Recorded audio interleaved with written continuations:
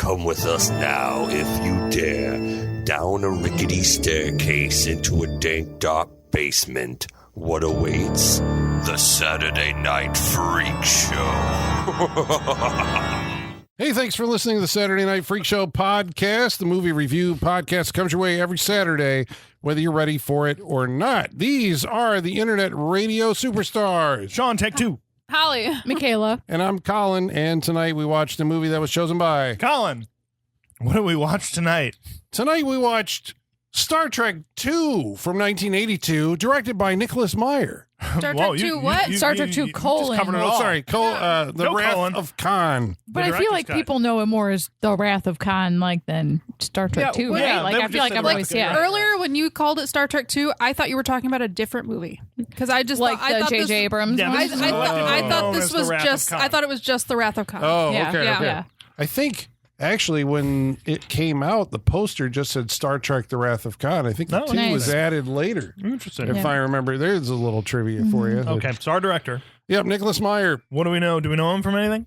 Have you seen Time After Time? I've heard of it. I I have know about Nah, it. from when was that year? 79, and it was Malcolm McDowell and David Warner are in it. Okay. And Malcolm McDowell plays H.G. Wells in the 1800s, but he uses his time machine Okay. to pursue Jack the Ripper to modern day Right. New York. As you Isn't do. Mary Right. Steenburgen Yes, in that she too? is. Yeah. Okay. Didn't they get married after that movie? I think her and McDowell were married for a little bit. Were they? Yeah, Really? I think so. Before Ted Ted? Danson? Yeah. Maybe. We all know We're Ted. all collectively horrified. Ted? Yes. Somebody, there was Ted's somebody wife? before Ted? God. No. It's a pretty good Ted movie. Danson's been through enough lately. That Dunkin' Donuts commercial was a fucking abomination. I've so. skipped it all. I don't Did- know. But speaking of cheers, Kirstie Alley's in this. Yes, yeah, seriously. Which She is. first movie, right? Introducing. Yeah, introducing Kirstie Alley. She looks really young in it too. Yeah. She's a. I don't think we're putting her on the... We've done any other Kirstie Runaway. Alley movies? Oh, we did Children of Runaway. the Corn. She's not in that. That's Linda Which one? Hamilton. Village of the Damned. Village of the Damned. Thank you. Yes, she is on We the did- wall. Are we putting her on the wall? Yeah, I think Yeah. Oh so. shit! We didn't get that notice. Did you get the Twitter notifications? from Yes. MF Med? Okay. MF Med, the keeper of the Saturday Night Freak Show Wall of Fame, wants us to know that, yes, we are putting a couple people on Right. the wall. Hate to for start this off by movie. saying that you missed one, but Well, yeah. maybe she's Kirstie already on the Alley. wall. Maybe? have Maybe- you got maybe a- she's Runaway, Village of the Damned. Maybe she's already this, been on the mall. I don't know. Maybe. Maybe. Merritt Buttrick, who Wow. played David, Captain Kirk's son, it's revealed in this movie. Oh yeah. That's a name. What else he have we was- seen him in? He was in Death Spa. Oh, was he Right. really? Oh, well, 'Cause I know a bunch of- I can see that. Yeah, I can see that. Okay. He was also in Fright Night Part 2. Okay. Okay. He was like the artist friend who lived across the street, I think. Sure, and then, sure. That I can't see. No. And also we've got, so this might be Hallway, Tom Morga. So in this, he was a uncredited Starfleet astronaut. Okay, for uncredited, then we're going hallway. And in Texas Chainsaw Massacre 2, apparently he played Leatherface uncredited. Oh, on the truck? Possibly. Yeah, because that's the picture that MF Med sent us, the Leatherface that was attached to the Oh, yeah. to the side of the truck and was sawing at the people who were driving Yeah. next to him. But we would recognize him as Roy in Friday the 13th, Part 5. Oh, Roy's Revenge. A New Beginning. Yeah. Oh, wow. Okay. So there we go. A cast of all-stars. There we go. And Ricardo Montalban. Yeah. We are Montalban. the whole cast includes our original Star Trek original series Yeah, cast Yes. plus Ricardo Montalban. The Amazing. real star of this film is whoever did the hair and makeup and decided to give Ricardo Montalban bangs. Bangs. Yes. Right. It's a Beautiful, look. beautiful bangs. And we did establish, or we haven't Who established, gave him but pecs? yeah. Apparently yeah. that's him working out. The most low-cut shirt. The future is low-cut shirts, apparently, for all I wish- genders. yeah. but yeah. I love it, and especially on a planet that is so breezy and Yes. just sandstorms and everything. And he's No, just like wearing yeah. very little aside No, from his spacesuit. the big reveal, he like takes off his helmet and takes off his cloak.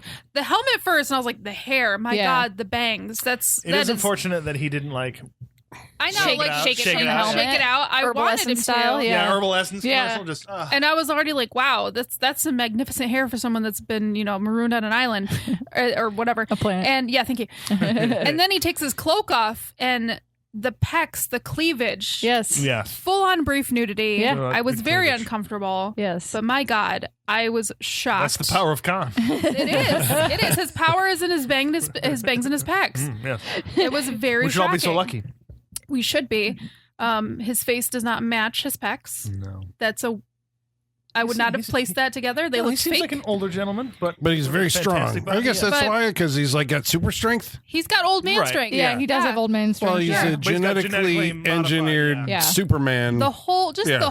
picture was shocking. Yeah, it's Yeah. a lot Yeah. to take in. It is a lot to especially, take in. You know, Holly, this is your first. You're not. You don't know any Star this Trek is anything. I know nothing Yeah, about Star Trek. gotcha. I'm I know surprised about that. I know like the small like pop culture nuances. You know, like I know The big Spock. things. Spock doesn't have feelings. He's Yeah. logic. Right.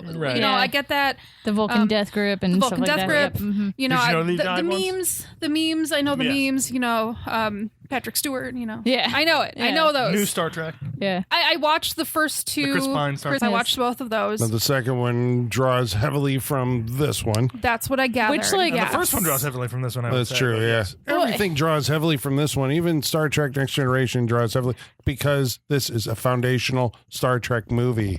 We were talking off mic before this movie started that like when the second J.J. Abrams Star Trek movie is being made, they were like, "Ooh, Benedict Cumberbatch playing a mystery role in this movie. Yeah. Who's it gonna be?" Right. And everyone's Yeah. like, "That's fucking Khan, It's Khan. obviously." Like, Yeah. like you don't cast someone with a unique looking face like that, Like I just to told not play a villain. Especially in a movie called yeah. Star Trek 2. Yeah, I just told you how little I know about Star Trek, and as soon as I saw Benedict Cumberbatch, I was like, "Well, that's That's Khan, Khan, right?" yeah, Right. exactly. It's called Star Trek Into Yeah. Darkness. I'm Yeah. like, ooh, I wonder where we're Yeah. going here. Okay, Yeah. but the Keep an eye on casting, that thing.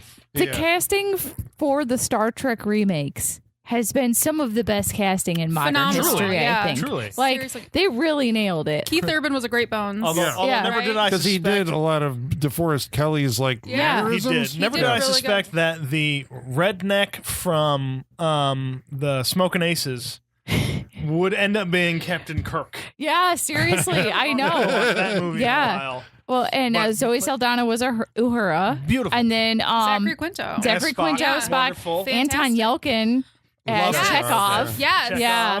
Simon Wonderful. Pegg. Yes. That's good. It's one Oh, of the John- best. John it's, Cho. it's one of the best casted I totally movies forgot Simon Pegg was Scotty. ever. John Oh, Cho, fantastic. John Cho. Sulu. Yes. He was Yeah. Sulu then? Yep.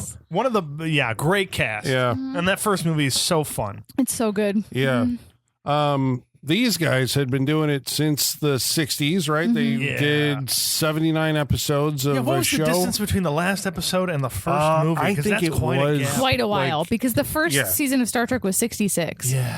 So, and it only went for like what, 3 seasons, I think. So, is yeah. that Too long. 69 Then they is got the end? animated. Yes, which that is considered some of the like my Star Trek knowledge is all like trickle down Star Trek knowledge through watching it second screen. But I've seen most of it. Most of the series up through Discovery, which is the most recent one, but the first animated series is really bad. The like 70s Yeah, one I is remember really that. I watched bad. that one when I I was was a kid. not aware Yeah. there was. an Oh animated yeah, series. yeah. yeah. So there's the original series, then the animated series came next, and then Next Generation was to bail them out from the ditch they were in with the animated series. So Okay. yeah, Well, they had, didn't the animated series come, it became before the movies. Yeah. didn't it? Yes, Mm-hmm. before the movies. In the movies, they were like, Star Wars had become a huge thing. And so Yeah. Paramount, I think every movie studio, Yeah, because Walt okay. Disney did the black hole, right? Everybody was trying to Right. find their new Star Wars, their sci-fi thing. And Paramount said, we got this Star Trek thing. So Star And- Wars is what made Star Trek popular. I think it's, well, no. retroactively. Well, I think it kind of like created a cinematic space race, right? Like Colin's saying, Yeah. everyone's trying to Okay. find Yeah, their because even fucking way in. Bond went to the moon exactly. eventually. Yeah. Because of Star he did. Wars. Yeah. After Yeah. he went through the Wild West, Saudi Arabia. Yes. Yeah. In that fucking movie.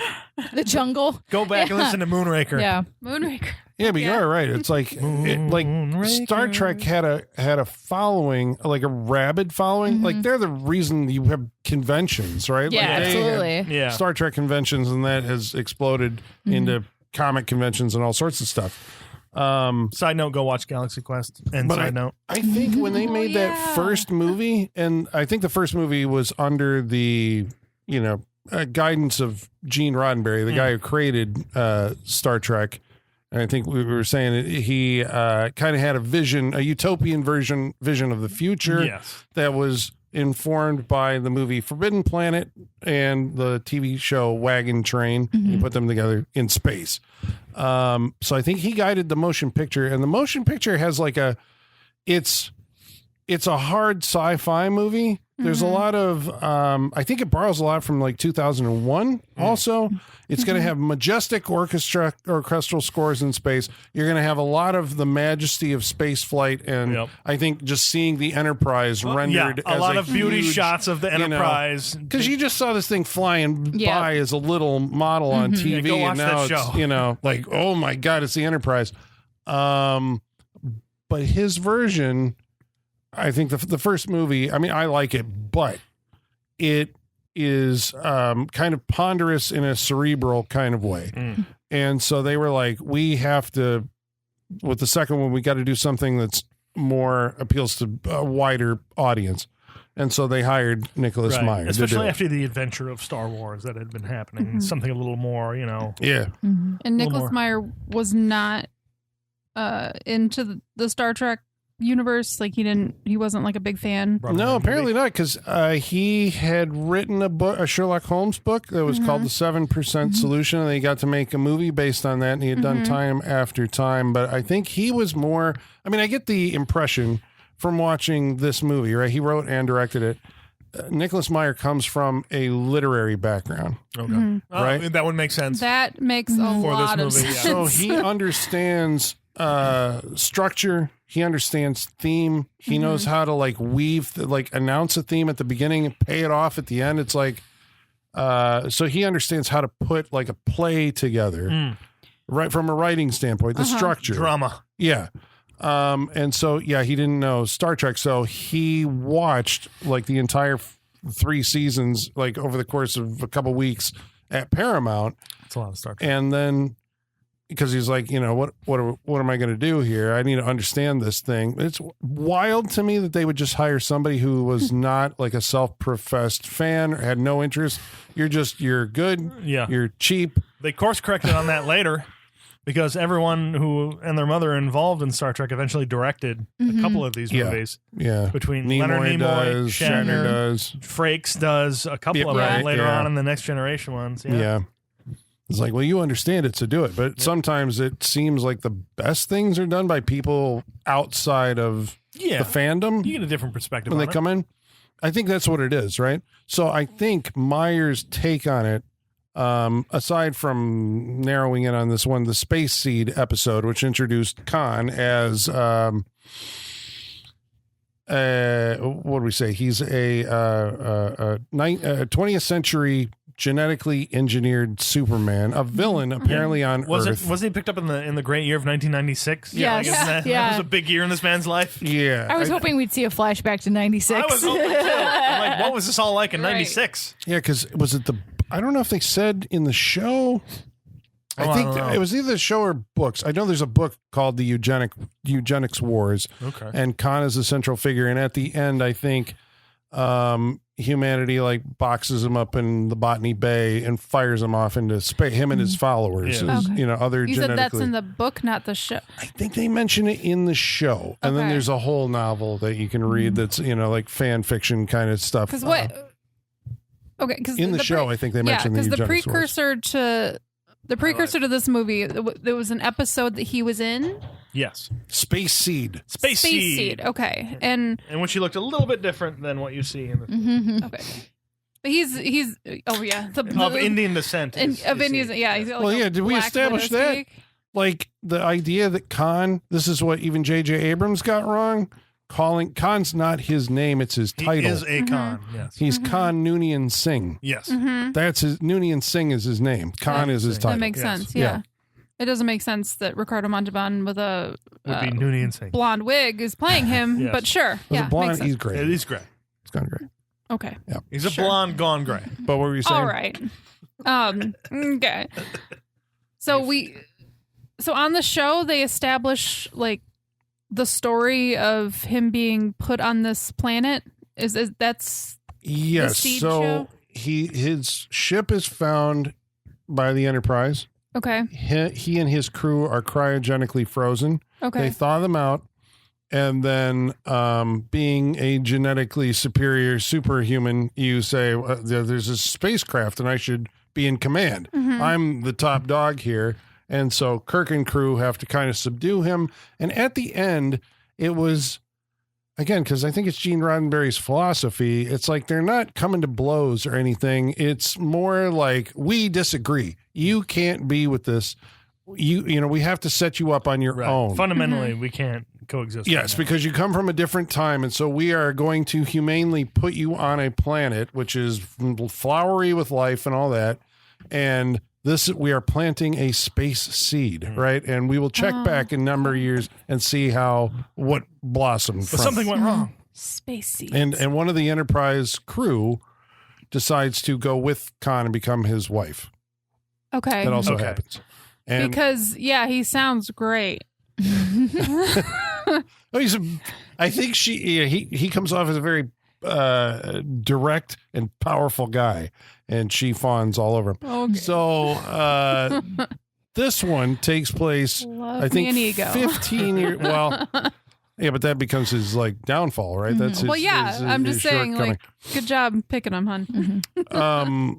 So this one picks up 15 years after that. There was a point I was trying to make about Nicholas Meyer and what he also did to Star Trek that I forgot. No, I got it. So the other thing that he did, right, I think in coming to this series was he was like, okay, I kind of get this. This is like naval combat, right? Yeah. And That's he what it feels brought like. in the idea. So like when you look at it in retrespect, it's like this is sub Yes. warfare, Yes. right? Except Yes, when in they're space. floating around each other, it's like we'll get around them, and the time it takes feels like submarines moving through water. Yeah. So that had been done in Hollywood before, right? It's like we'd seen Run Silent, Run Deep. Fonda's done a few sub movies Yeah. at this point, so yes. And We've we seen have this charismatic captain of the ship, and he's like, that's what Star Trek is. And so then he brought in I think this one changes the uniforms from the jumpsuits, the future jumpsuits, to okay, this is going to be something more military. It feels more militaristic. naval. The or naval. uniforms threw me. They Oh, how use so? these I in didn't every other recognize movie. them. Oh, Yeah. as like being Star Trek? Right. That is one of the weird things from these Yeah. from the original series movies where they seem a little Yeah. weirder, yeah. I was Because we're like- used to the jumpsuits. I was like, that you someone do. has a blue shirt, someone has a gold shirt. That threw me. Yes, Yeah. that also. Every time I go Yeah. back into these, the uniforms they wear are just like, okay, that's different than anything we've seen usually beforehand, because they are usually that. And everyone had different colors on Yeah. the show. Like Yeah. Spock or Kirk usually wore green, and Or the Spock yellow? usually wore blue. Yeah, but He I wore get yellow- it. he They wore all a lot of had green yeah. in them, but yellow and then Color-coded, the reds, yeah. the red shirts, Yeah, everyone yeah. was a different color most of the time. Here they're more uniform. Well, all their uniforms are red, so I was like, okay, they're all gonna die. Yeah. Does pose a problem. Well, especially at the beginning of this movie kind of does a fake the out. beginning yeah, of this there's movie, a fake out I was for like, that. you just killed off the entire crew. Yeah. Like, what movie is this? I think that was intentional and a shock, yeah. right? It's Yeah. like all the crew of the Enterprise, but there's Commander Savick. This is someone we've never seen before, a Vulcan captain. Kirstie Alley. Kirstie Alley. And so that's Well, she's like not your a captain. first. Well, She's learning. but they talk to her like she's a captain in the opening scene. She's like a captain. Well, in because When she's doing the Kobyashi Maru, training. she's doing she's the test. that's Right, and She's that's a what- Not a captain, captain yet. captain in training. Yeah. Okay, Yes. since it has taken over pop culture, what is the Kobayashi Maru test? It's an unwinnable test of character. What's it? Okay, so it's testing to see how Test of you character. perform in Right. They are putting captains in a situation in which they cannot win. The point is not to win, but it is to see how you react in the situation, a no-win situation, and what you do.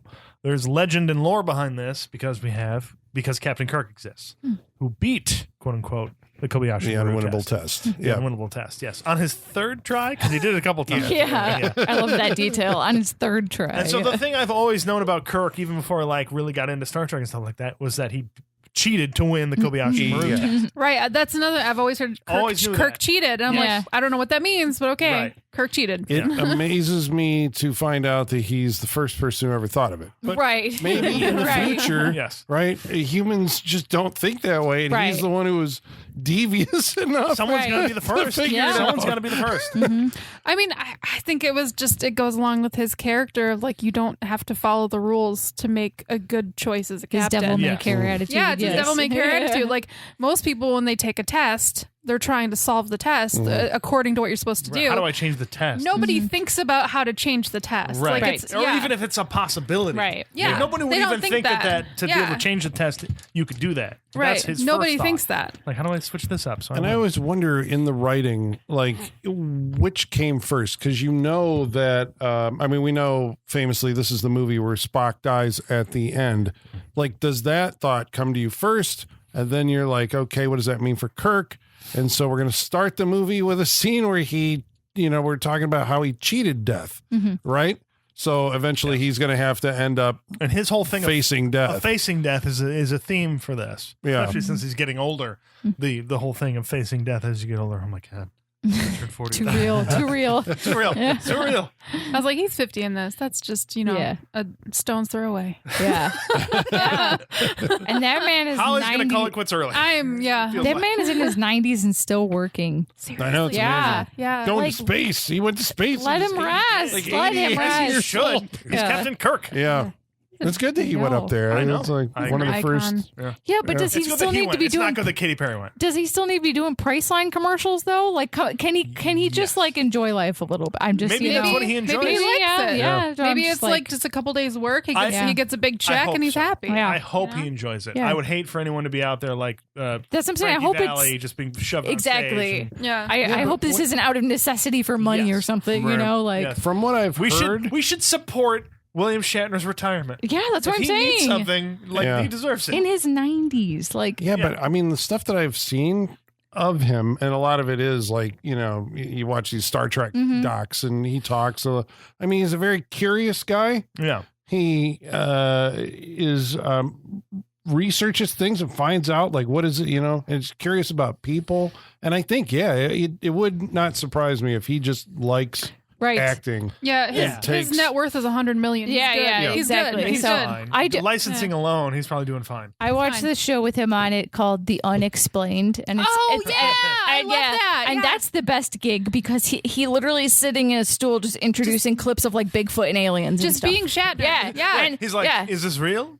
I don't know. Who knows? Yeah, it's Watch literally the clip. that. Yeah, and I was like, that's Yeah. the best gig because he just sits there, and it's probably one day's worth of work, Right? You know. He just does a bunch of intros and goes home. Yeah. Like, it's great. And like he does the voiceover in the documentary, but he's doing all that in a booth, like in his yeah. pajamas, Yeah. So, but it's great to have him do his dramatic Shatner inflection, talking He's about the cryptids perfect and all host sorts for of that stuff. show. Yeah, Yeah. exactly. What was great. like these guys, rode a wave of that kind of popularity even after Star Trek ended? Because, Yeah, Jonathan Frakes had God, what was his called? Beyond belief. Yes, Fiction. yes, exactly. But that was following Oh, yeah. Nimoy, right? Yes. Had In Search of. In Search Yes. of, yes. And back in the day, man. Franks comes back around because they do memes of his Yes. of his questions. Like, you ever ridden a bike on a Saturday in the rain? Yeah, Those are You're just like, what? the transitions are Yeah, the wild with transitions and Frakes. the Those are examples are so funny. So you say that the movie has like a theme of dealing with one's own mortality. Yeah, it seems so. Getting old. Captain Kirk is having a birthday, and even Gets Bones some is. Romulan ale. Yeah, I think And this is the first time Romulan ale shows up in Star Trek lore, and then you hear that like as a Yeah. side joke all the I time. love that he gave him cheaters for his birthday. I know. The glasses. They're 400 Yeah. years old. It's just Like, oh, all it's right. such a good joke, and I love that it keeps coming back around. Yeah, So good. because he can't. What was this dude looking at this whole time? I know. How did he Without read these glasses? computer monitors? I guess you just talk to the computer. And no, they Yeah. weren't in this era, right? Talking to Still the gotta touch the computer was buttons. Yeah. Star Trek: Next Yeah, Generation, but right? it's just lights. I mean, it's Where you very hit true. the communicator. They have the.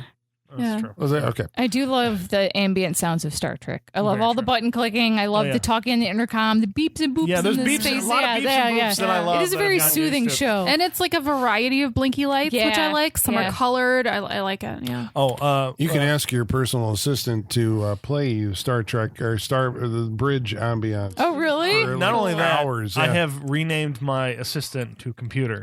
So every time I go home, it's computer, turn the lights on. Computer, do this. Very nice. Yeah, Very nice. nice. Computer, shields up! I Well- still refuse to wire my house. I won't do it. I think you could do it and you'll be Not fine. doing I it. think you'll be fine. Not doing it. Well, I think It's helpful. It's helpful. speaking of the theme of Turn the lights on Shatner. with my hand. Nope. Well, speaking of the theme of middle age, I guess approaching. So Shatner apparently didn't want his character to be perceived that way. So there was a little bit of a struggle, but I think he said later on that this was one of the best performances that he'd ever given. I would agree with that. Yeah, he's doing good. Because we've seen a bunch of Shatner movies. We always love them. Yes. I truly went into this tonight thinking, well, we're going to watch a Shatner movie and I'm going to get crazy Shatner. I didn't. I got crazy Ricardo Montalban. We got understated Shatner. I got understated Shatner and I got Shakespearean Montalban. Right, we got reflective Shatner. Yeah. Because we can gauge. We've seen a lot of Shatner on here. Yeah. Yeah. We've seen a fair amount of Shatner. Give me a hammer and nails. That was classic. Rack Hansen. What are you doing? Rack Hansen. But in this, he's just so just carefree. Stoic. Yeah, he's just Yeah. Introspective. Yeah. Yeah. So he's more interior in this movie than he usually is. I was not expecting that. No. Yeah. He's a man coming to grips with his place in the world. Yeah. And I guess he's been made an admiral. He accepted promotion, and Spock reveals later on, he's like, to be honest, I don't think you should have.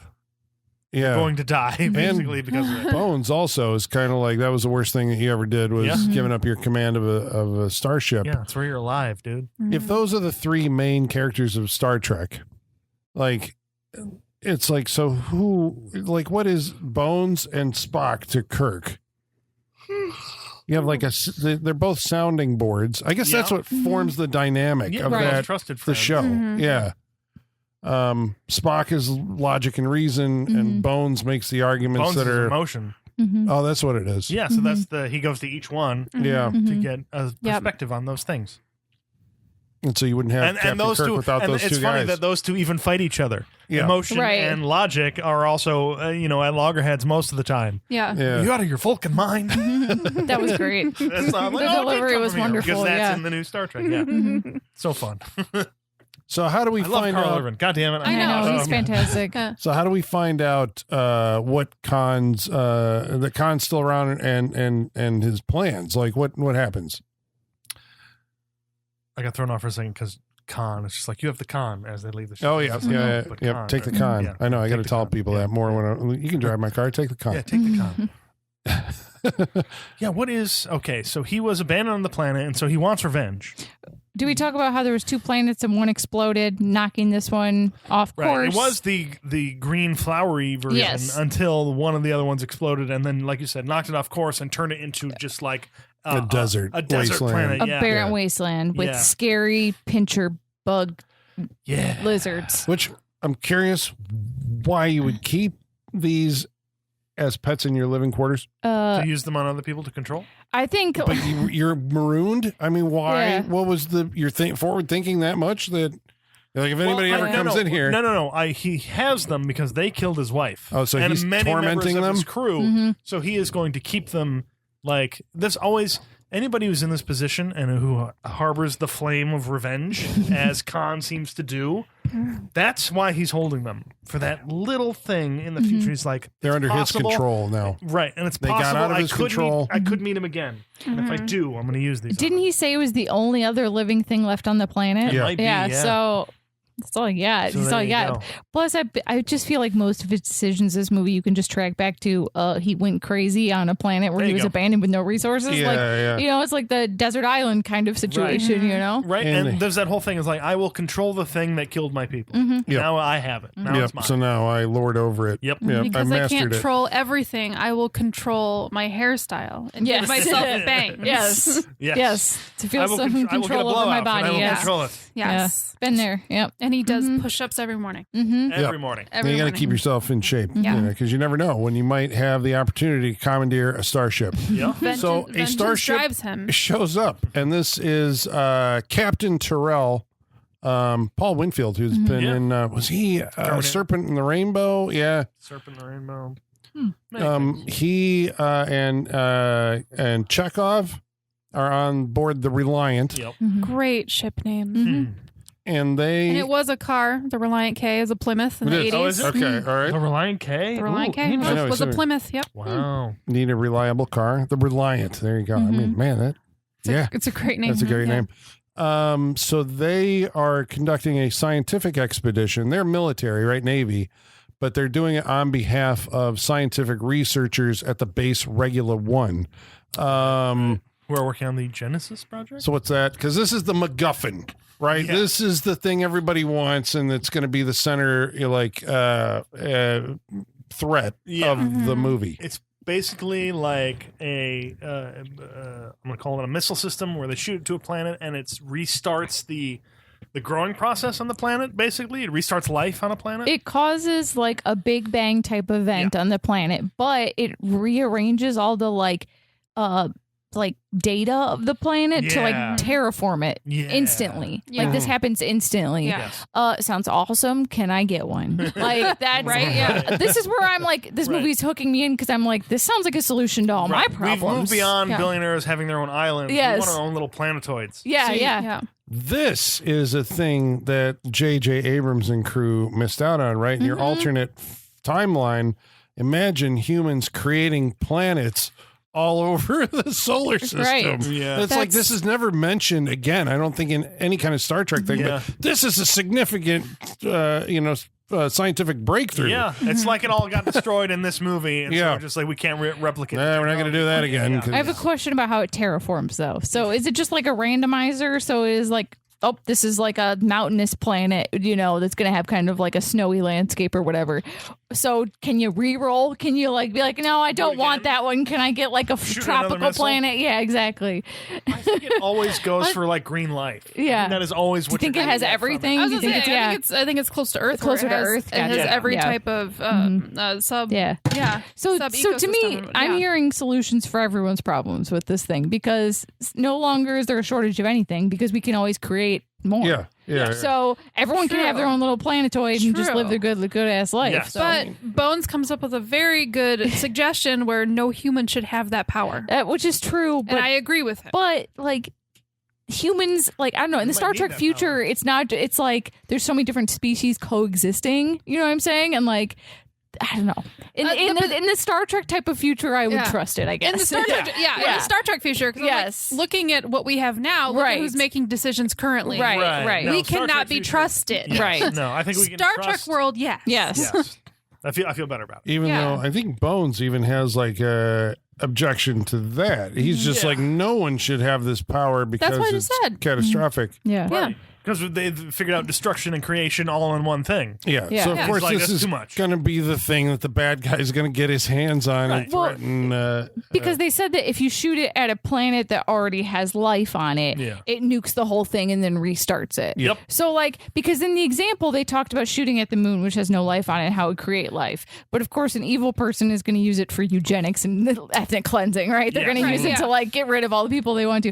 Whereas if you just shoot it at barren planets, then you're creating life. So, so there is, like, a good way and a bad way to use it. Although Thanos would love this. Yes. I am curious about the end of the movie, which I'm sure all of you listening have seen. That's a big assumption, Colin. Okay. Well, it eventually. Well, okay. Then we'll wait until we get there and then address this question if I remember it. So, so the Reliance doing a survey mission and they find a blip on this planet and they go down there and guess what? Boom! It's Khan and Chekhov is like, oh shit, the Botany Bay. I remember this. It's Khan. We got to get out of here. Abort! Although Chekhov wasn't on the show back in when this episode aired, but anyway, Doesn't mean he hasn't heard of it.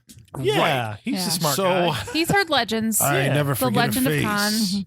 Oh, Mr. Chekhov, yeah, yeah. that's a good point. Anyway, so Khan then implants the eels in Chekhov and Terrell Yes. through their ears. This is like a horrifying scene for a Star Trek movie. gross. Truly, yeah. It's, Yeah. Gene Roddenberry was beside himself. He Really? hated this movie because he always considered it the dark one. Oh. He didn't like his Star Trek is optimism. And it's there's humans having darkness and disagreements optimism. or misunderstandings. There's no villains. It's technology or something else. There's always villains. He did not like when his future.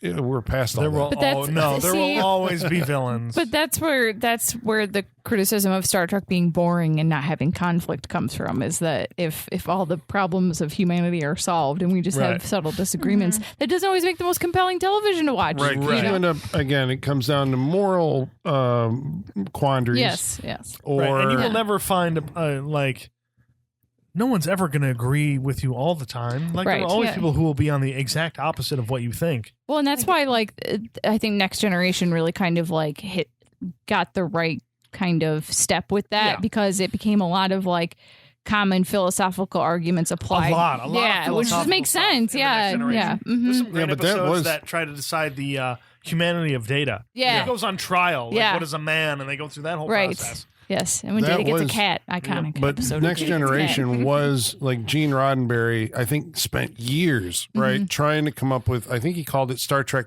Phase 2 or something like that. And they were trying to make a movie version of it, and then they went with, okay, we're just going to stick with the original cast. That was so like he had this idea for what became the Next Generation. He was still alive, so the Next Generation, I think most of it maybe launched with him. I think one of the movies has a dedication to it's Star you're Trek right, 6.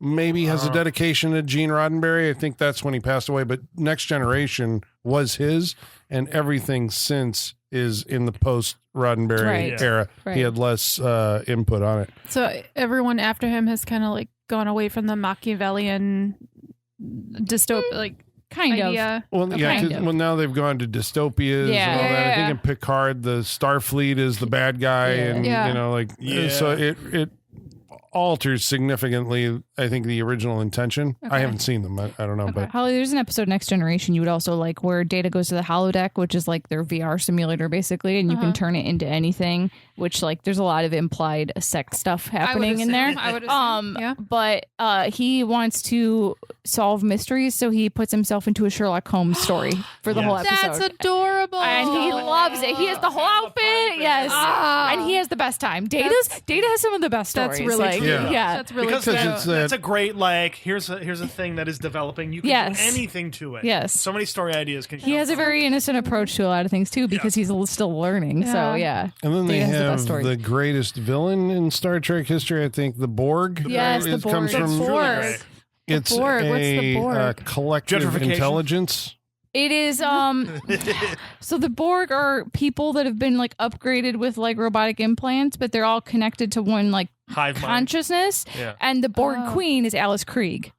So I didn't like yeah. that. From Sleepwalkers. I didn't like that it had a Cat sex queen. fame. Yeah. I like the idea that the It Borg didn't was used just a to. collective Yeah, and had it no did, yeah. Introduced central. later. Yeah. And so But it's Borg Alice is Krieg, centralized. which is Right. awesome. Yeah. That's what was yeah. creepy because they're Okay. always like resistance is futile. We Yeah. will adopt your Picard gets personality. He gets Borged, yeah. Now yeah. I'm remembering seeing her Yeah. face in Yes. like clips. Yeah. Or whatever. Yeah, and There's then- like okay, there's no okay. fighting the Borg. And then kind of like Jerry Ryan later on become Borg. plays 7 of 9, in who is a Voyager. defected Borg. Right. Who is Oh. like, you can trust me, I'm not part of it anymore. Right, and so that's yeah. like they invite her to be part of the crew, Yes. and they're like, but some people are untrustworthy. Yes. Great So story. she Yes. becomes So basically much. the Data of Yeah. Star Trek Voyager. Yeah. Man, Plus, she I'm had a starting real to- cool look and everything. She Yeah. did. I was like, I think I know what my favorite storylines of Star Trek are because I do 7 of 9 and Yeah. Data have some of the best moments. She fought the Rock once. Yeah, she did. The Rock was on an episode of Star Trek and she fought That's him. Yeah. great. Give her a rock bottom. Yep. It was great. Mhm. Yeah. No. Yeah, that's because they both used to be on UPN. Yeah, exactly. Back in the day. So it was Yeah, like- crossovers. It was like Star Trek and SmackDown, and then they do crossovers and love stuff. it. It was Yeah. a fun time That's back in the really day. He had the funny. Star Trek He forehead. did. Yes. He did.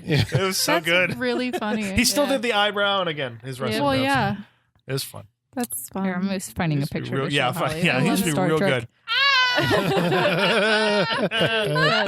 So good. I love I it. love a crossover. What was the Who's one? the guy that has that forehead? Which character That is that? Worf? Oh, so he's a Klingon. Klingons, yeah. Klingon, yeah. Klingons Worf. come into the series a lot more later Voyager's on. got a Yeah. couple people. In the original series, the Klingons are like the bad guys that, you know, In Discovery, they are too. yeah, because they're actually in the Kobayashi Maru test. That's the Klingons that fire on the, they have Yeah, the neutral zone. birds of prey. That's Yeah. their ships that come But in. Wait, in- what's Spock?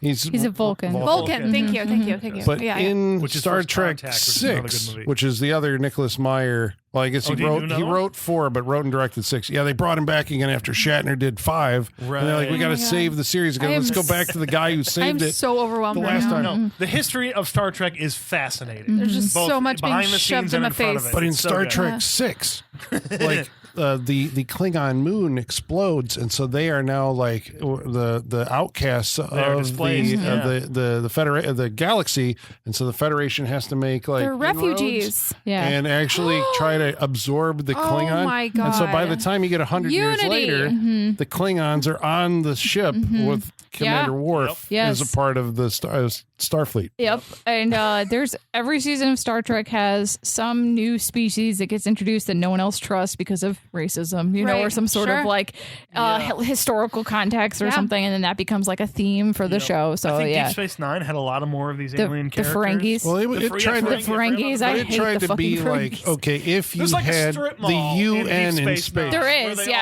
all hang out Yes. and have businesses and Yeah, interact with each it's other. Yeah. the UN in space. It Deep is, Space Nine, yes. basically. Yeah. Yeah. It's And real fun. Yeah. And there's the best restaurant that only takes cash. Yeah. But they have got basically, great yeah. ethnic food. Yes. Yeah. Yeah. Love And it's it. like Love only it. Starfleet would have thought of this. I Yes. guess it's always kind of amused me that in this future, humans are still like the driving force. Like humans started Starfleet because none of the other alien races thought of it. They started Deep Space Nine because none of the other alien races thought of it. We okay. just- we got so off Yeah, track. we got off track. So coming back to this. So Khan, right? It's good. So Khan ends up commandeering the Reliant because he implants these bugs in the other two, and he finds out about the Genesis project, and so he goes to the scientists. Which is led by Dr. Carol Marcus. I don't think she's ever mentioned in any of the other Star Trek shows, but we know that Captain Kirk was a womanizer, right? He got around. She comes back in Into Darkness. Yes. Oh, yeah, that's right. Because Into Darkness brings her back. Yes. Yeah. And the irony is, I guess, that she has a son. I didn't know this. Right. This is like, messing with Star Trek lore. You're giving James Kirk a son Yeah, that he it's doesn't weird. know about, that he meets. And I think this goes to the whole like middle age thing and like, what's my direction in life and all that, he finds out suddenly he's got like this kitty. Now he got to meet him as an And adult. awkwardly hug him at the end of this movie. I would have liked it more if he didn't have a kid. Yeah, it's just so hack, isn't it? Let me, Yeah. let me It just really- let me see a middle-aged person navigating life without Right. Yeah, children. yeah, Let especially me in see this it. like way off future. Yeah, exactly. It's just it's lazy. But it goes It to really like is just the cherry on in the top of context dealing of with this, old it's age. legacy, right? Like that's what he's talking about. Yeah. It's like so. Captain Kirk has a legacy, I guess. I know, but I think that's what bothers me. I want to see things where people don't have a legacy. Mm-hmm. Yeah, I agree. So Colin has no comment to that. I got no comment on that one. Well, Well, that's it's not a, what it's we're a talking- different movie. Yeah, Yeah. like It's what? Right, Yeah. It's a different movie. Okay. So in this one, then, so Khan then constructs a way to basically bring the Enterprise to Regular One, and this I think is like one of my favorite. I'm going to say, yeah, there you go. My favorite, like cat and mouse, kind of sequences, like in movie history. Okay. That whole showdown between them on the view screen. Yeah.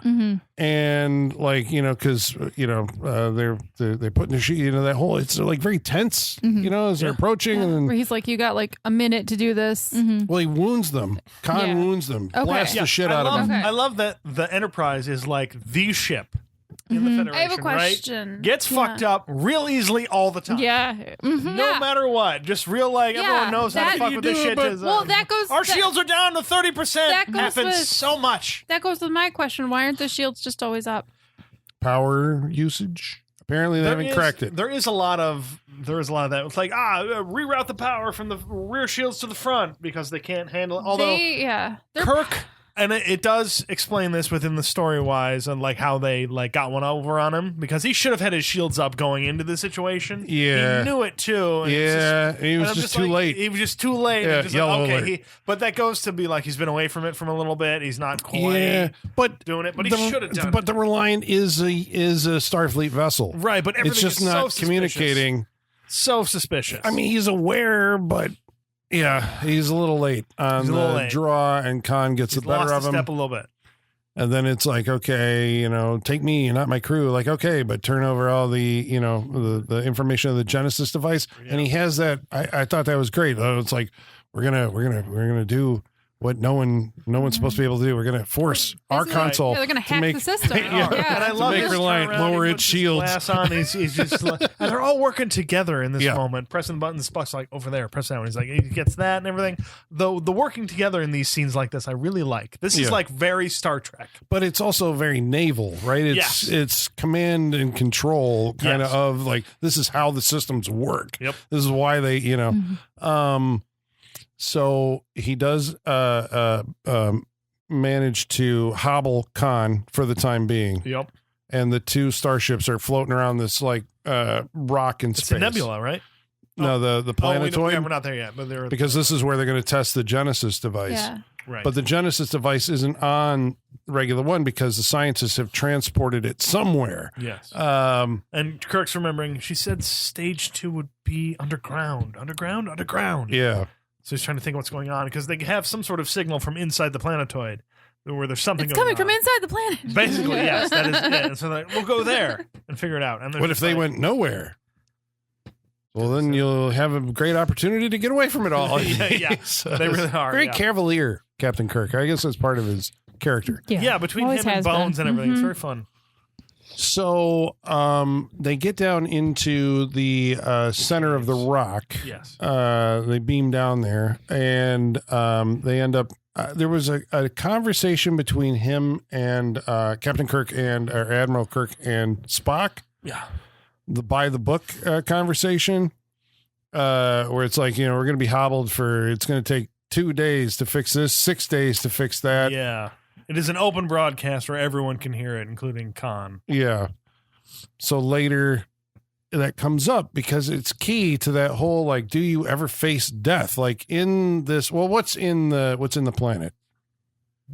A cave of wonders? Yeah, caverns. Mm-hmm. Yes. Well, they have the Genesis project has done like It's like Carol. it's like Journey to the Center of the Earth, like like a full lush paradise. It's like Kong and Godzilla's center of the Earth. Yeah, it is. There's a sun down there. Where there's daylight in the middle of the Earth. It's basically It's that. Eden. Mm-hmm. It's Eden. Yeah, but they talked about how it took the Federation like months, years to dig the holes, and she shows like the growth, the vegetation, all that stuff. It took us a day to do this. Yeah. Of their Project Genesis. So the flowering of a planet is what we see down there, the beginnings of it. So this is the promise, I guess, that Genesis gives you, spelled out.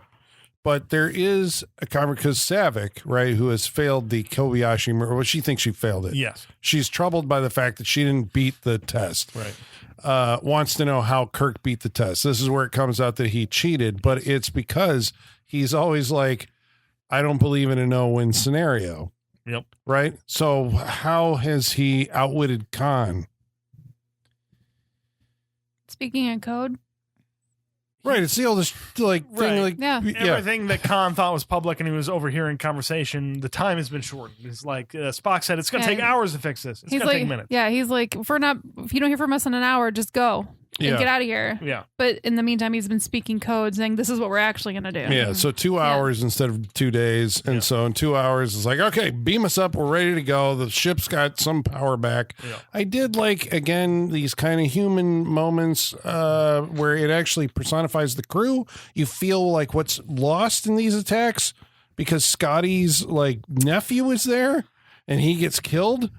Yeah. Is that his nephew? Preston Parker? Yeah. My sister's youngest, he said. Right. Yeah. He stayed at his post while the others left. Because it's the ship. I guess that's the thing. It's like the Enterprise is the ship, but it's on a training mission. Right. So it's a very young crew, a very new crew.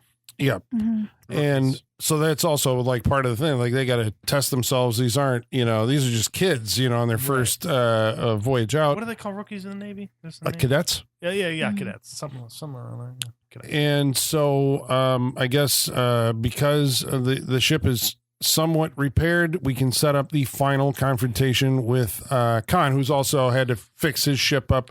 Yes. He's got a bunch of lackeys. Do we have confidence that they know how to operate a 23rd century spaceship? Not to the best of their abilities, because it's I mean, been 15 yeah, years since they've been on a ship. I mean, they're doing it. They are. They are genetically engineered intellectual supermen. Right, but they don't know everything, because there's a few tricks that only the older generation, like Kirk and them, will They don't know the override. Yeah. Where's the override? The override. Yeah. Or the special codes that each ship has Yeah. in order to override it and get into their controls. Ricardo Montalban is like great in these monologue scenes. Well, yeah, he's doing Shakespeare. He's doing Shakespeare. So I'm saying I would bet money that Khan had the complete works of Shakespeare, and that was his only reading material Right. on this planet. Right. Right? Like before the planet, he was like, oh yeah, I read Moby Dick and I read Charles Dickens. But when he got to that planet, No. all he had was Shakespeare. I think we see his books, right? Aren't they by the? Yeah, we see a little Yeah, bit we of them. see Yeah. them. We I see saw them. Chekhov Moby finds Dick it. because it Yeah. was oriented towards and us, Charles but Dickens, yeah. but I think there was probably complete works. The of most Shakespeare. tattered copy is the Yes. complete works of William Shakespeare. Yeah. Yeah. But man, Hamlet is dog-eared like nobody's business. but I wish I could remember that speech because it's like one of the great, I'll chase him round Antares moon and through perdition's flames before I give him up. He's going all in. Yeah. So He is in the park. so how is Kirk going to get the upper hand on Khan? Because both of their ships are crippled, And now we fly into a nebula? right? What is a nebula? A big cloud of gas in space. Feels But like apparently it fucks with all the sensors. and- Right. Right. Everything would be fucked with at this point. Yeah. So And this is where it feels like we said earlier, like submarines floating through the water, like, I'm going to go up here, I'm up here, and you'll be down here, and they're floating around each other, trying to find the best space to attack, is what they're trying the to view screens don't work. do. Yeah. The shields don't work. Shields don't Nothing work. seems to work. No, it's a fuzzy screen. We're Yeah. just trying to get in the best position to launch an attack. But they're both in the same spot. I guess neither one of them has an advantage in this. Yeah. And so I think it's Spock gives the pattern of Khan's thinking is 2-dimensional thinking. Right. And then we're playing 4D chess. Yeah. So just using, like the space so you can Right. go up and down. left and right, and everything, yeah. Gives Kirk an advantage and he blasts the living shit out of Khan's ship and apparently mortally injures Khan. Yeah. Okay. Half-face burnt off. So we're like, all right, His crew's been decimated. movie's over. Yeah. Damn. But what happened to Genesis, Colin? Yeah. Oh, it's still there. It's still there. And Khan has, It's like, fuck it, I'm blowing it up. yep. So this is my I mean- question. I'd do the same thing. Right. The Genesis device was supposed to be fired into an inorganic rock or it will create a new planet. Yeah. What if you just detonate it inside a starship? I don't know. I think it's going to try and find anything it would have. Black hole? Maybe Yeah. it's going to try and grow something of some sort. I don't know what. If it's going to. But what's it going to grow on? Well, that's what I'm saying. You Like, know? what in the middle of space could it grab? That's don't why I know. think it's going to be a black hole. It's Yeah. just going to keep trying to cling and it's just going to keep imploding Start on sucking itself. things in. Yeah. It's just like, Yeah. I'm Black trying hole. to find something. Yeah. to It's grow a whole on, different and- problem to have, I yeah. agree with that. Yeah. See, Black this hole. is my question because I think it detonates on the Reliant.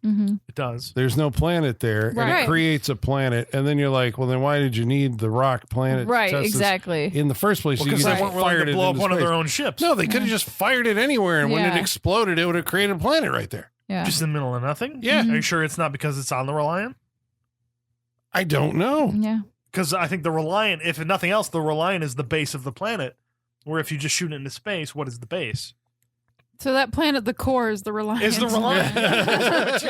the planet may Yeah. end up being like really fucked up Like, and everything and yeah. not everything because Like- the base is No, the wait, Reliant. Spock says it replaces the whatever Yeah. matter with its own matrix. It would have done it Right, but it's going off an organic matter of a planet, where this is not necessarily an organic matter. This is the matter of a ship. I'm not sure You will get a different planet. I'm not sure we're going to get an answer. No, to we this. won't. You're right. And to we're argue probably- it is hubris. We're not. we shall we're not do it. qualified to. No, we are not. Space mechanics and No. quantum physics and Nope. all that. Okay, so Khan dies, He does. spitting his last venom at Kirk. He's like, Mhm. I am going to kill you. Finally, because I like that other scene in the bowels of the planet where he's like, I don't even have to kill you at this point. I just want to hurt you. I want to keep on hurting you. I've marooned you like you marooned her in the center of a dead planet. Mhm. And now he's like, King okay. Lear. Yeah. Yep. I'm going back to Shakespeare. Seriously. I'm going back. And Kirk does that thing, which I thought was great because Khan's hubris, of course, is like his weak spot is Achilles' heel. Mhm. I'm mocking the superior intellect, so then that makes the smart guy do something stupid Yes. because he gets mad. I do like when he looks at Kirstie Alley and he's like, I'm going to explain the ego to you later. There you go. Yeah. I like that. And so the problem here is that the ship Enterprise has been so damaged that it cannot achieve warp speed, Of course. and the bomb is going to go off. Classic Star Trek predicament. Of course, the warp core is yeah. always down. Yep. We either have to fix it or eject it. Or if you're Star Wars, you run out of gas. Yep. Yeah. Yep. So how are we going to get our heroes out of this predicament? There's got to be a sacrifice. Yep. Yeah, we Yep. got to fix it. But the only person who can withstand that is someone who's a little more human than the rest. Is that what it was? I think so. Or just because, was he able to withstand the radiation more than a human could? Spock goes down I think there so. Yeah. I think it and is. exposes himself to radiation trying to fix the mains in the warp core. And Spock is just like, logically, I can survive this longer than anyone else, so at least I can give it a shot. So Yeah. he's still going on logic. Is there a reason why his logic didn't tell him to put a helmet on, maybe, or I don't like think a I suit? think logically he or... knew it wouldn't matter. yeah, I think well, once you're in I the mean, radiation, I there's think like no logically he knew shielding. he was going to die. And he's just like, I'm I gonna put on mean, yeah, gloves but so I based can on the way his actually- face looked, he put his head directly in that flame. You know, He's like, what is this big blast coming out of it? yeah, exactly. He really went for it. Yeah. Blinds That's the himself. only thing I thought during that. I'm like, he's putting his face right in there. Yes, exactly. He's got to see. He did put gloves on. He took the safety measures. Probably because his skin would have burned right Yeah, off. like Right, yeah. his face is really fucked up Yeah. at the end of so I'm like, put a helmet on, my dude. Like, He did there's no radiation suits. You can just throw one on. yeah, exactly. on. Yeah. Yeah, since you're working around You it. put gloves on. Yeah, exactly. Just so he could physically handle it. Yeah. Yeah, I think it was, even if he put a suit on, I think it would have been too much. Maybe. Right. It Fuck. just, why knew suffer as I much, you trust know? Spock. Yeah. He knew that. Yeah, there's no Yeah. way. All right. I like that this scene has a kind of, as you were saying, he knows that the needs of the many outweigh the needs of the one, which is The a needs of the few You or the one. right Yeah. a reflection of the conversation that they had on Kirk's birthday, right? Yeah, About when Kirk was telling him he was going to take over the ship. I do love that that's the main sentiment of this movie, though. I love that. Yeah. I've always that's one of the quotes of Star Trek that's always stuck with me. Yeah. So, mhm.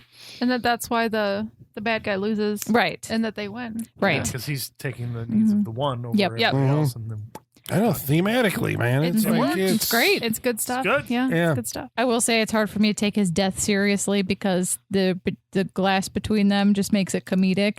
But also, the Hallmark, they do those like holiday Christmas ornaments. They did an ornament of Spock's death, and it is the two of them with their Vulcan hands wow, up to yeah, the glass. I'll see if I can find it. So ever since I saw that, I'm like, I can't take this scene seriously. Did you find it easier to take seriously in the new movie or the newer movie? Yeah. Oh, yeah. Okay, I think so. I was like, because I thought it was pretty emotional in the movie. In the new movie, yeah. But in this one, just because, and it just being Shatner too, and just it's inherently comedic. That's fair. But I mean, I agree with that, but also like I was tearing up a lot at the end of this movie. it is just still, 'cause, like, yeah. Again, I haven't seen fully this whole movie, and so I've seen a little bit of everything. But that whole thing playing out, I'm just like, oh Jesus, they're friends. Oh, here's the Christmas ornament. and It's, like, it's literally that scene as like a figure. Oh my god. Yeah, with a little Love hook it. on it. Yeah. Little plexiglass. Yes. I mean, we're jumping ahead to the next part. We Spock dies. We see the funeral. Why is Kirstie Alley crying? I thought she was Vulcan. Vulcan. Yeah. Did they not cry? Isn't that They're a not thing? They're not Yeah. supposed to Depends. like be ruled by emotions. Yeah. Yeah. I think it's So- because the Right, not be Vulcans at ruled one by point in their emotions. history were like Which still happens. completely ruled by their emotions, Yeah. and were like this barbaric people, and then they found logic, and now they're like, so they're, so it's still there Oh, okay. somewhere deep within them, but they Okay. purged themselves of it through like all Gotcha. this logic training. Right. But It's just trying to- it surprised me because they don't say any of that, and Right. I'm like, why is she crying? That doesn't make sense to me. The I think Vulcan they're, crying. They're Yeah. just trying to show that the sacrifice of Spock was so much that it even affects. Even a Vulcan will cry. Yeah, even a Yeah, Vulcan yeah. will cry Yeah. because of this. And of all the Especially souls, because it was for humanity. Right. yeah. Well, yeah. Yeah. And Kirk, I guess, accepts his son, or son accepts his father. I guess that's the Yes. thing, because it was the whole thing of you give me a son, he'd rather have me dead. And at the end, his son is proud to be his son. Yeah. And again, the awkward hug. Yeah. And so they did hedge their bets in this scene because there's, the scene with Spock going into the radiation chamber, because he does this thing where he gives McCoy the neck pinch and then Remember. gives the remember whatever, and they were like, what the fuck is that? But probably what's the because next movie called, somebody's Colin? like, you gotta, at least if this is successful, you gotta leave the door open. Wait, what? The next movie is called Star Trek 3: The Search for Spock. Because his body, remember, is on the planet, Right. and his Katra has been transferred to McCoy. So McCoy goes crazy, His what? thinking he's Spock. What's his Katra? His soul, His memory? consciousness, Yeah. his soul. Yeah. his Okay. soul. And so they're like, if we get McCoy to that's the what he was planet, doing? Yeah. He was Yeah. putting, we can He's transfer like, it back. remember oh, so that's why we see You a see close up of the Yeah. the thing on the planet. smooth casket. Yes. The torpedo. Yeah. just the Jump drive torpedo. casket. Yeah. Casket, yeah, The is on torpedo the casket. growing planet that is Yeah. producing Right. life at an Yeah. exponential rate.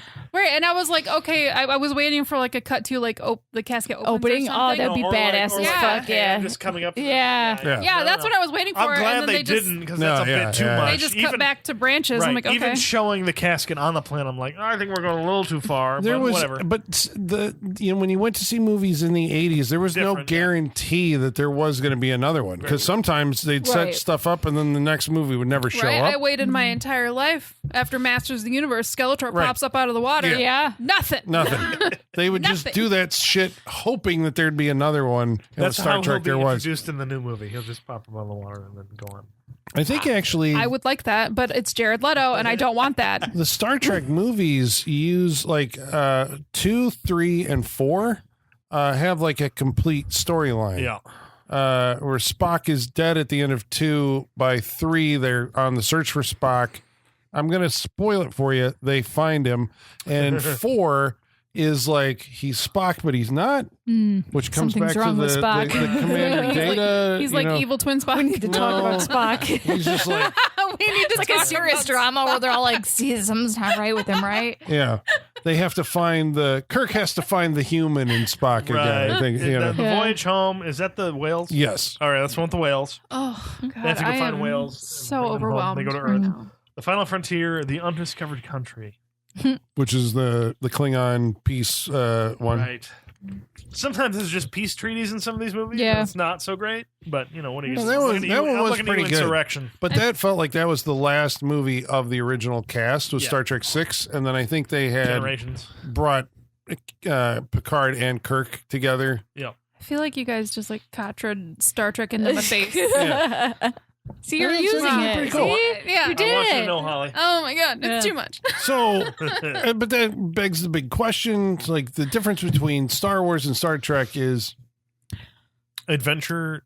I mean, they're so different. I think this is true. Like Philosophical. philosophical sci-fi, and Star Trek is like, or Star Wars is like an action sci-fi epic, and a different. They're so different. It's so different. So Yeah, different. It's so different. Which do you Not even the prefer? same Star Wars genre. is political Yeah, they both Oh, are. Star Trek is Mhm. political. They both in are. a different way. well, Yeah. In a different way, yeah. Yeah. Yeah, because I suppose, right? It's like Star Wars is the rebellion fighting against the dystopian Yeah. empire, and Star Trek is Feels like the more you're coming scientific, from the philosophical utopian. Yeah. Like Yeah, and they're trying to maintain the utopia. Yeah, and that's where the disagreements come from. Yeah. Star Wars is an all-out war, obviously, Star Wars. Yeah. But then Star Trek, it seems like it's more like Post-war almost. living together, Yeah, like in yeah. harmony kind of But situation. I remember, like, there was a lot of people wanted, their Star Trek to be more visceral. And I remember by the time First Contact came around and there was that fight between the Borg and the Federation, was like the first time you saw all the Federation ships shooting. And I'm like, these are not warships. Yeah. They're exploratory vessels. I'm like, do they even have warships in this future? And I guess they do. They have the Defiant and, they do, but they're also, that's a lot of what the episodes are about. It's like, what should they do? How far should they advance their technology? Because what is the thing? They don't allow cloaking in the Federation. Yeah, I think so. That's a big one for them, where they can't disappear their ships and everything like that. The Klingons do. Klingons do, and their birds of prey and all that stuff. Yeah. But the Federation won't do it. So it's just like, what line are we willing to push, cross, and all that stuff. Yeah.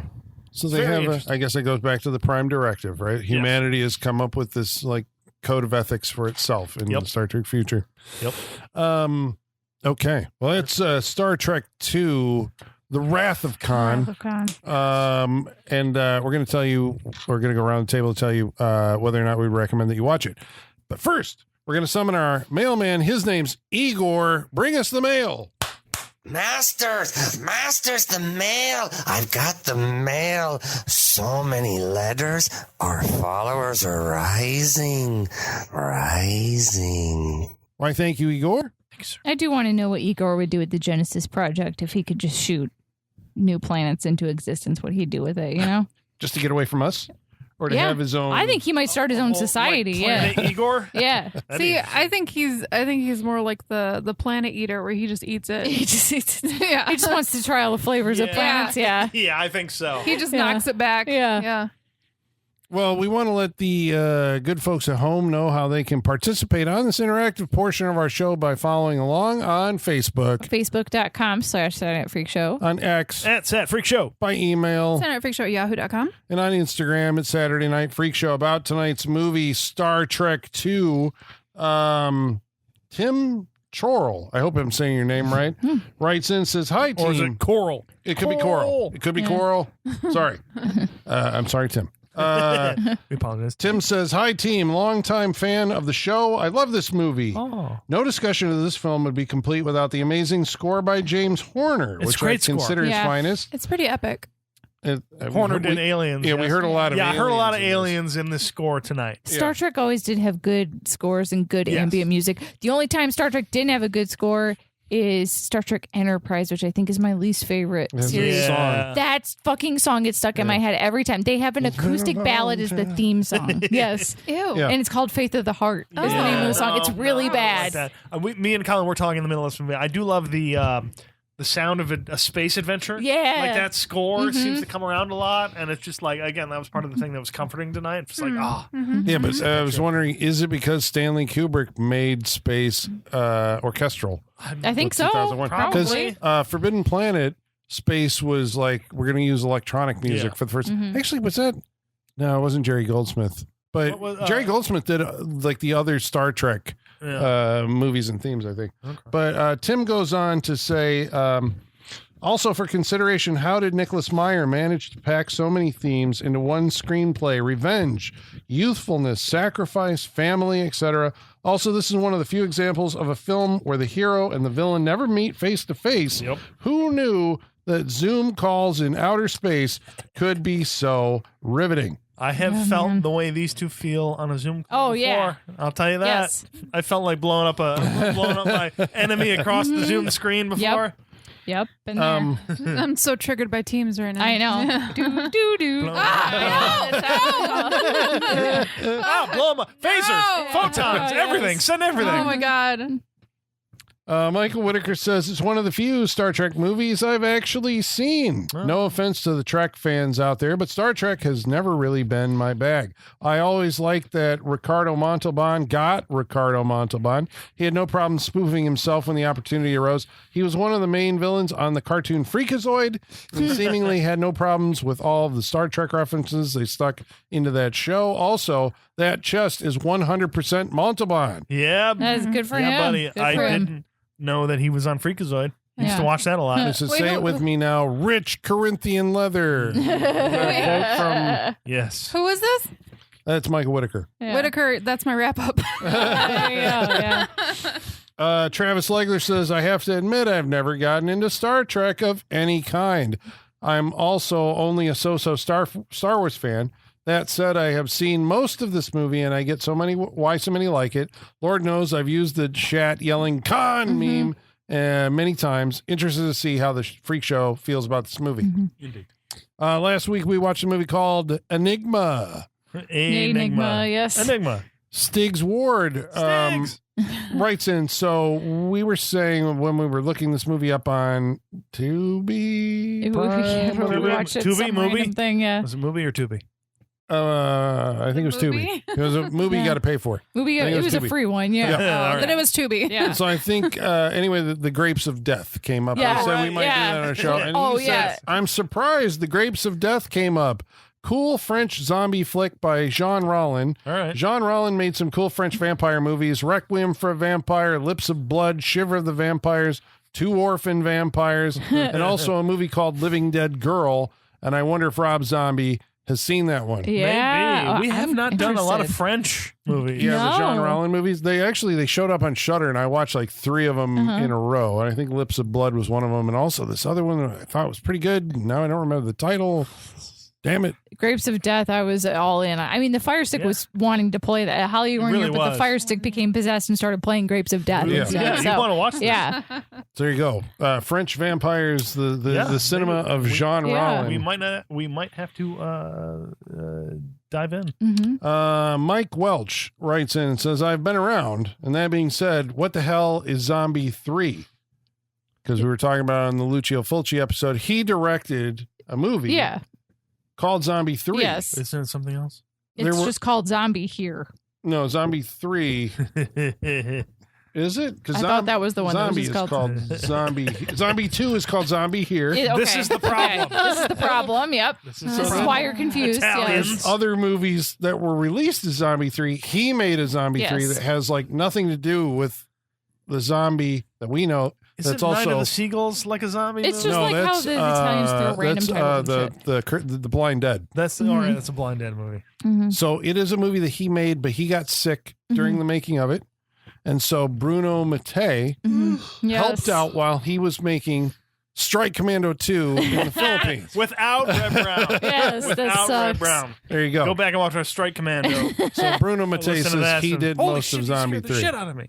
That was a I like that we can connect all this and we know what Yeah. we're talking No, about. I love it. I stopped listening.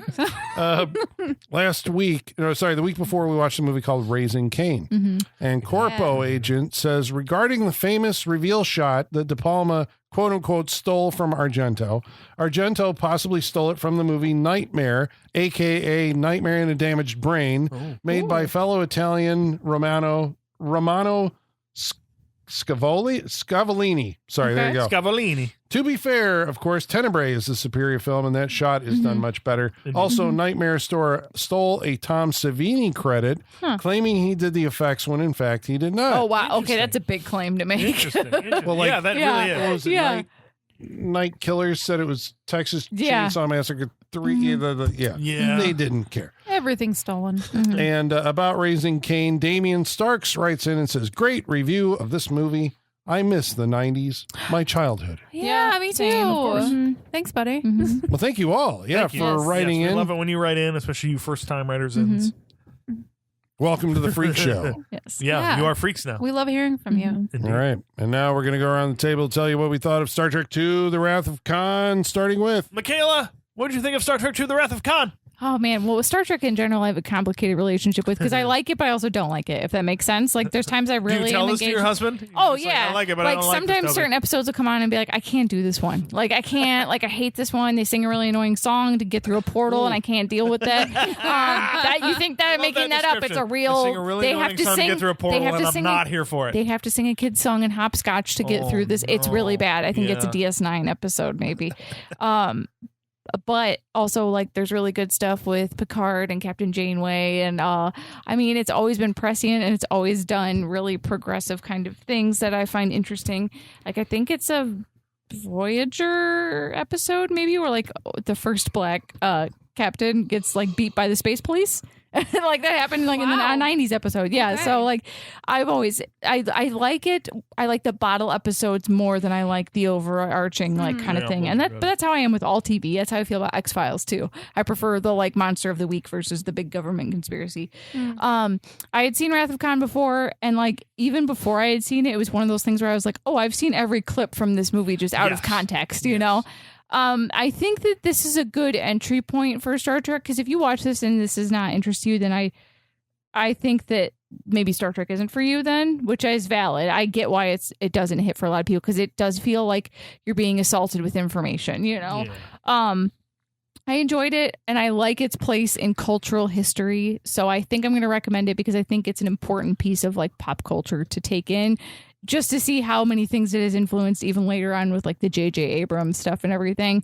Yep. But if you're interested in like Star Trek as a whole, I would say watch Next Generation and even look for maybe some of the best episodes of Next Generation and start there, because there are a lot of standalone episodes that you can kind of just jump into. Especially any holodeck episode is really fun. I think, isn't there a Jack the Ripper holodeck one?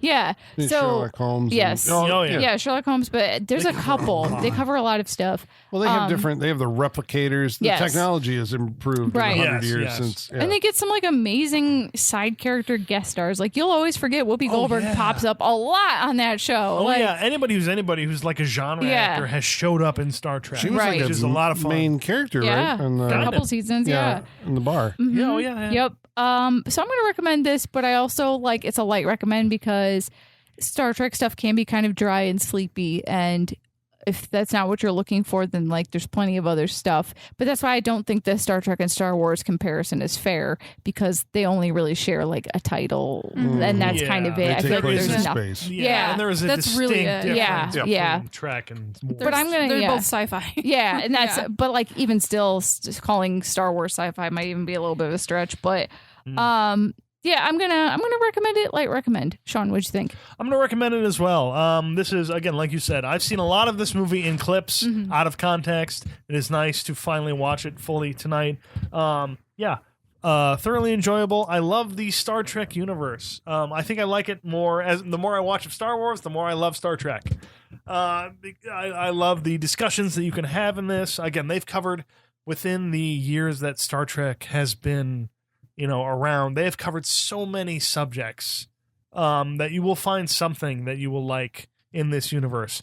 Wrath of Khan, obviously, so much comes from this Star Trek wise that I think you have to watch it. I think it is a touchstone within the Star Trek universe.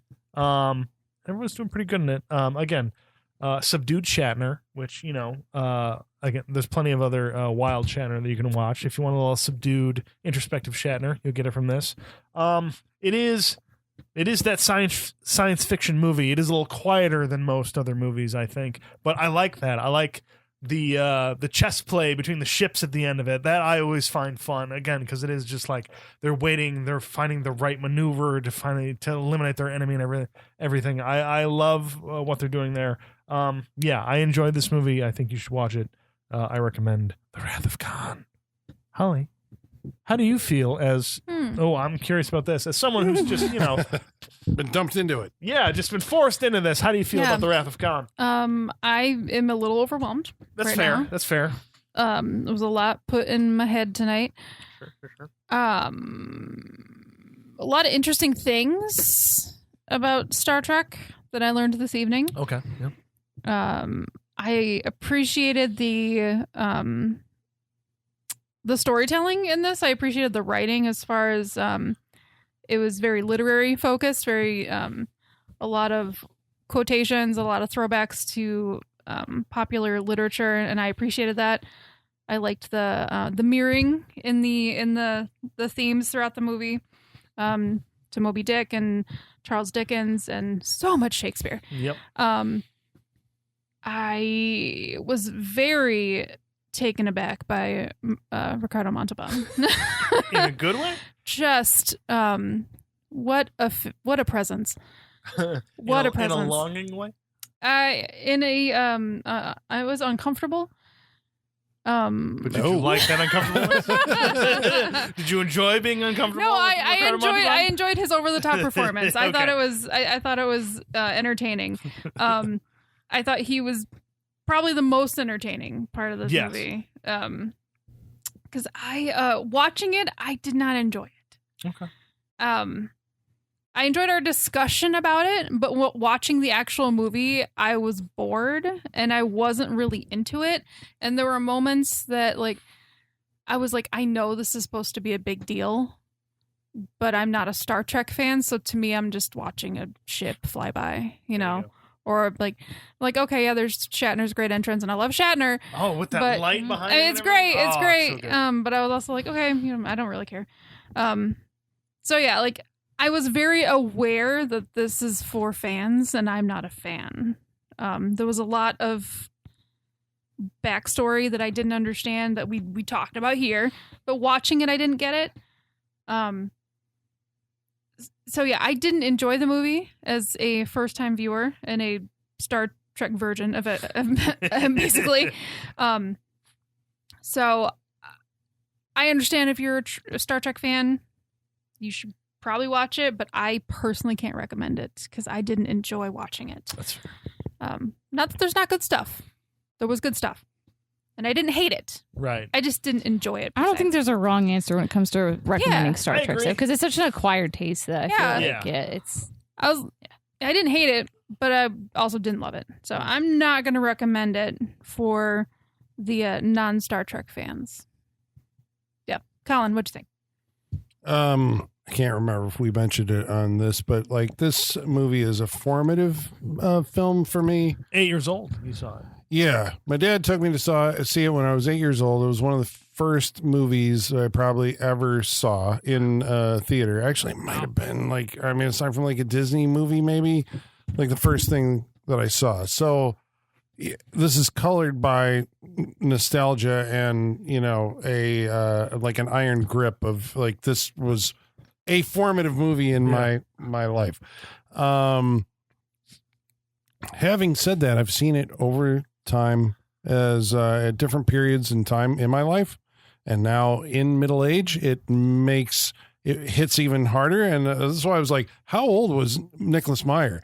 And he was 34 Wow. when he wrote this, so it's a very thoughtful, very literate Star Trek movie that completely changed I think the trajectory of that franchise. So for Star Trek, it's monumental, I think, anchored by great performances all around. Ricardo Montalban, right? Had this chance. I mean, just as an actor, getting this role at this point, Mr. Rourke, that's basically what was going to be on his tombstone, I think, at that point.